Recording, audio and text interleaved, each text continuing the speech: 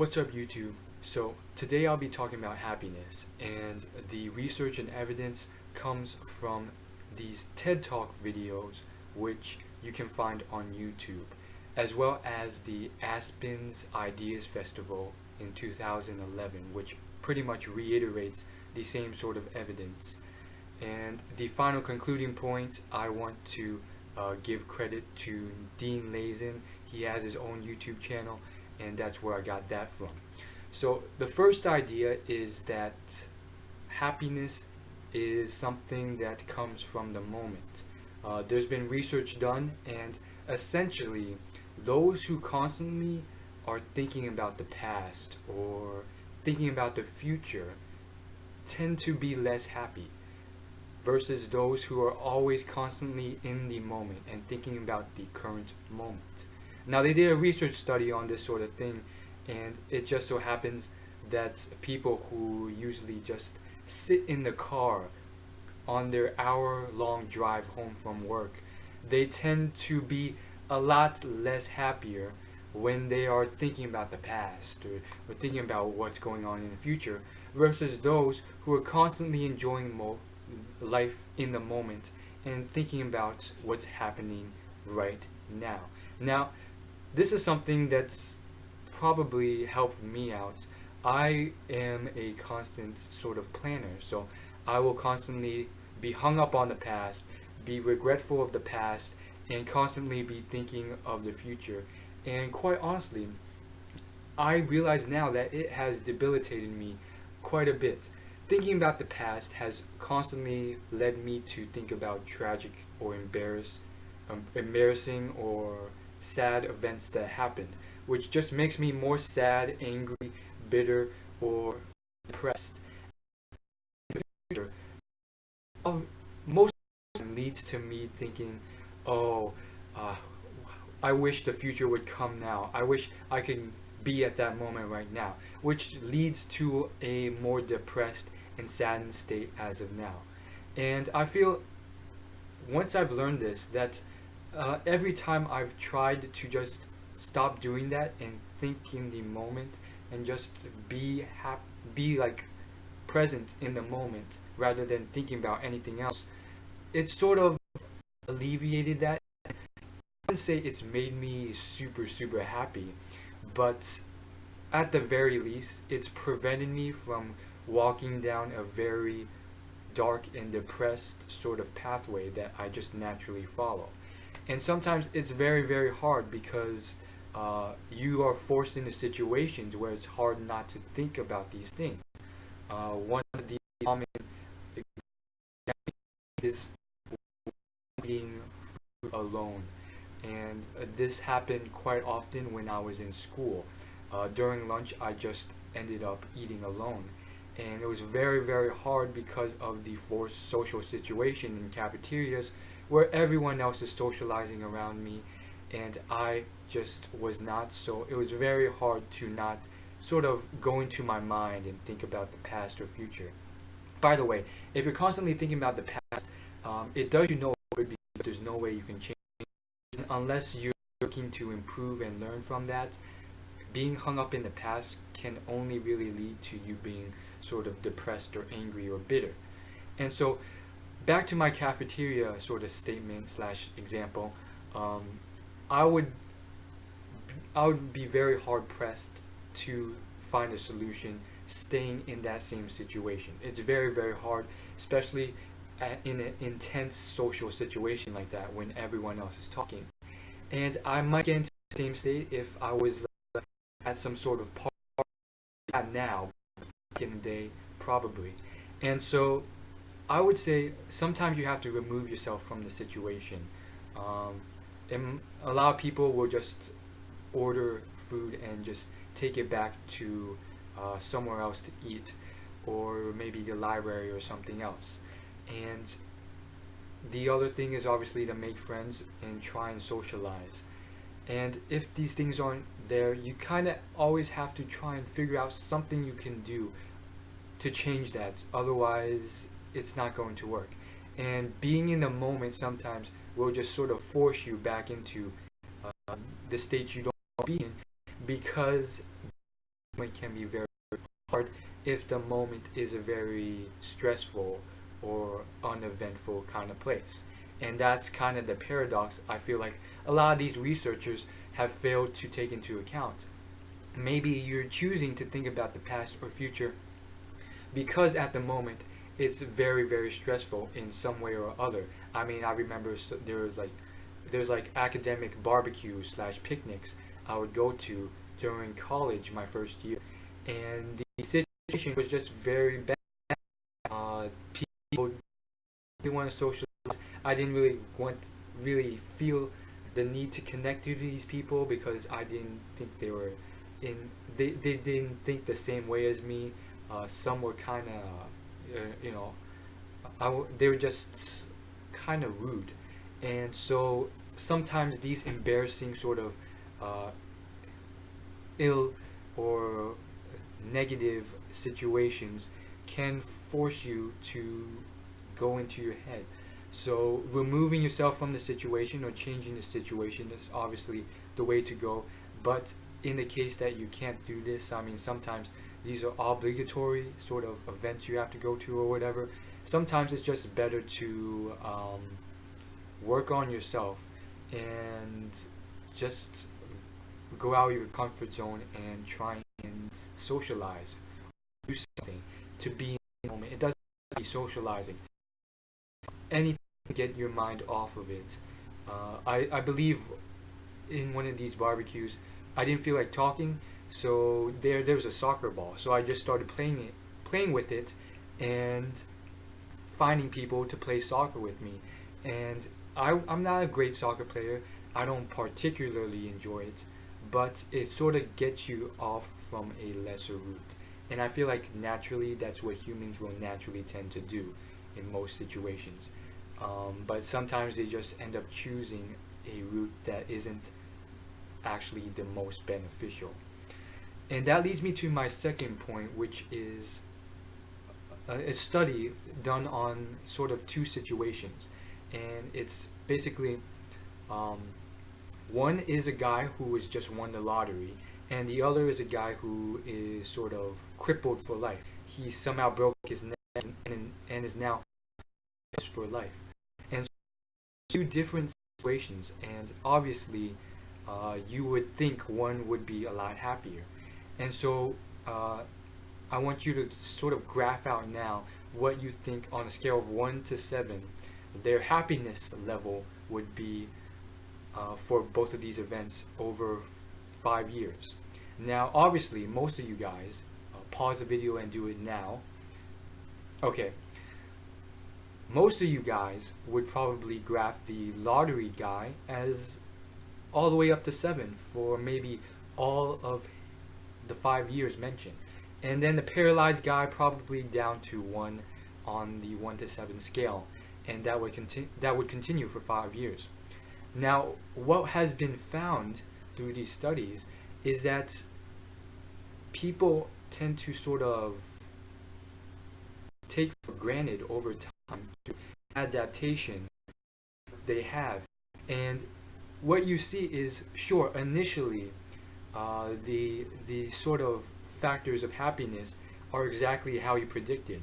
The guy who won the lottery, boom, up to 7 for like the first year. The guy who's paralyzed for life, he thinks his life is ruined, and boom, down to 1. And he thinks he's going to be a virgin for life because he cannot pass his genes on anymore. And so it's sort of what you expect. But what you realize is that quite quickly, the guy who won the lottery, maybe after the first few years, he gradually, or not gradually, quite quickly comes back down to the sort of average factor for happiness, which is probably around a 5 or a 6 or maybe a 4 for happiness. And then you'll see the same sort of effect for the guy who's paralyzed for life, and they sort of all of a sudden to the sort of standard state for happiness. And I think this is ingrained in sort of evolution and adaptation and sort of survival, because I think it's a built-in mechanism for humans to sort of keep going in their life. They sort of have to accept what they get and and sort of survive, and so their bodies naturally sort of come back down. Now, this might make sense for sort of parallel about the guy who won the lottery. Shouldn't he always be happy? Now, first off, that was a theory, but the results are real. But what I said about that was a theory from my perspective of why the paralyzed guy went back up. And my theory for why the guy who is highly capable because of all the money he's making, why does he come all the way back down? Well, obviously, there's a lot of possibilities, and I'm thinking that it has to do with just starting to take things for granted. Like, you can't always be happy that you just got a new laptop or a new pair of rollerblades. Like, all this sort of monetary stuff, you sort of at first initially are very, very happy about it, but then quite quickly you sort of take it for granted and take it as the norm. I would ascribe it to something such as a spoiled kid or a rich kid who was born in a sort of rich family since the day of his birth. Because of the affluence that they were born into, they sort of take it for granted and ascribe it as a norm. Anything above or below that norm is how they would judge things, and that is sometimes, in a way, completely relative and preposterous compared to maybe how you were grown up, or how a third world country child was born up who kind of lives on $1 per day. So it's really sort of a relative term. It really depends on what you are describing it with and how quickly you sort of assimilate that into your norm or your normal standards. And that is why a lot of things are just simply relative and quite easily taken for granted. And why I'm using theories rather than conclusions is because these are really just theories based on results. I mean, I can talk to you about the sort of conclusions up with, but they in fact would mainly they're basing it on theories that aren't really 100% confirmed. What is confirmed for a fact are the results, and that's quite frankly most of the time all you can really confirm in terms of science, and sometimes not even that. But I will in fact talk about the stuff that these sort of people have talked about. They have talked about, and again I'm referencing the Aspen Ideas Festival. They theorize that another possible reason for the sort of quick adaptation back to a normal level of happiness for the lottery winners is because with that new money actually sort of of things you don't actually want. You get people who are trying to take money from you, relationships that go badly because they feel like you owe them some money. And as for the person who is paralyzed for life, the thing is his standards have dropped tremendously. All of his sort of levels of have dropped to a very low level and become his norm. He has to take in food from a tube. His entire life is almost tragic.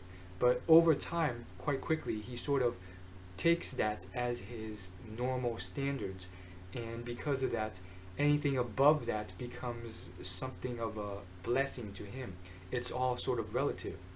Because he is taking food in from a tube for weeks on end, maybe his first taste of actual food after some sort of physical therapy might be heavenly compared to his regular standards of taking it through a tube where he can't taste it. And therefore, in his standards, relative to him, that is a huge blessing.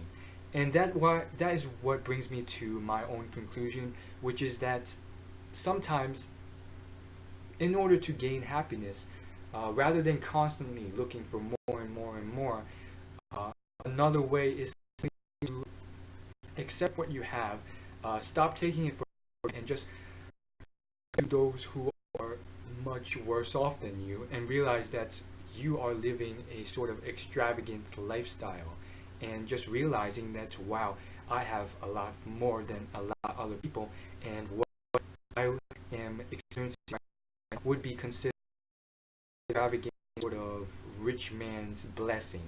And if you're living in the United States and you are watching this through a computer, you just might in fact be in that state right now. And so you sort of just have to consider, like, I'm eating this food right now. A paralyzed man would sort of take that as a heavenly sort of gift, whereas to me it's sort of a norm. So sometimes you just have to appreciate that in life, or compare yourself to someone who is starving to death right now. And my mom, being Asian, will constantly sort of use this example against me. I remember in my childhood, constantly when she would cook very crappy meals, I would not want to eat it, and she would use the statement, "There are children dying right now." It's very hard to relate at times, and you don't always have to go to such extremes. But the point is, through the graph I was explaining, it's sort of like the same sort of concept. People will very quickly sort of come back down, surprisingly, to a natural sort of state of happiness, despite either winning the lottery or being paralyzed for life all of a sudden. And it's very remarkable, and I don't think, quite honestly, all of the researchers have come to a conclusion as to exactly why. But there you have it.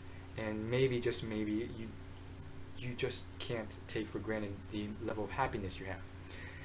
So that's what I want to say for this video. And if you have comments, leave them down below.